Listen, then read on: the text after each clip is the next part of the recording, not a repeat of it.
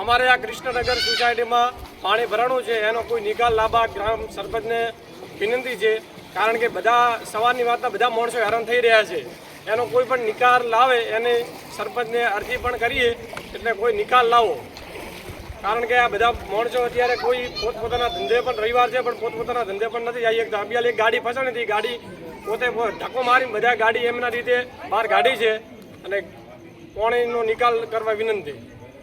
પાણી નીકાળવા માટે પાણીનો હલ કાઢવાનો છે સરકારને, કોઈ બી કરીને ભલે પાણી નીકાળે. અહીંયા કાલની વાતનું પાણી ભરાયું છે, અમારે બહાર નીકળવાનું મુસીબત થઈ ગયું છે. અહીંયા મચ્છર, ડેન્ગ્યુ કંઈ બી થઈ શકે.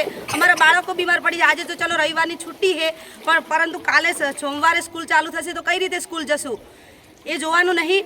એ લોકોની જવાબદારી છે કે અમને અહીંયા પાણીમાંથી આ નિકાલ કરે ને અમને અહીંયા રસ્તો કાઢી આપે પાણીનો. બરાબર, પાણી પાછળ જતું હતું સોસાયટીમાં, પણ એ કોઈ બી કારણોસર એમને બી તકલીફ થતી હશે ત્યારે એ લોકોએ બંધ કર્યું હશે. એમની બી વાત રાઈટ છે, એટલે જબરજસ્તી એમના પર બી ના કરાય, પણ અમારે પાણીનો રસ્તો જોઈએ. કંઈ બી કરે ભલે અમારે પાણી કાઢી આપે. કૃષ્ણનગરમાં અત્યારે અમારે ઘરમાં પાણી ભરાઈ ગયું છે, ઘરમાંથી બહાર નીકળવું મુસીબત થઈ ગયું. કઈ રીતે બહાર નીકળી? આજે સવારના બધા પબ્લિક અમે ચા પાણી કર્યા વગર અત્યારે બહાર ઊભા છીએ. કઈ રીતે કરવાનું? મારે કંઈ બી કરો ભલે, પણ પાણીનો રસ્તો કાઢો કૃષ્ણનગરમાંથી.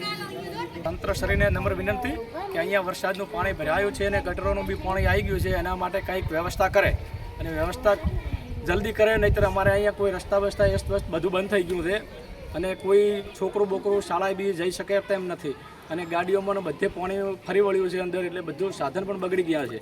એટલે એના માટે નમ્ર વિનંતી છે કે આટલું જલ્દી આવીને અમને રસ્તો કરી આપે કંઈક, અને કંઈક પાણીનો નિકાલ કરી આપે, કારણ કે રોગચાળો જો ફાટી નીકળે એના માટે, કારણ કે જવાબદાર કોણ લેશે? પછી જવાબદારી કોઈ તંત્ર લેવા તો તૈયાર થશે નહીં.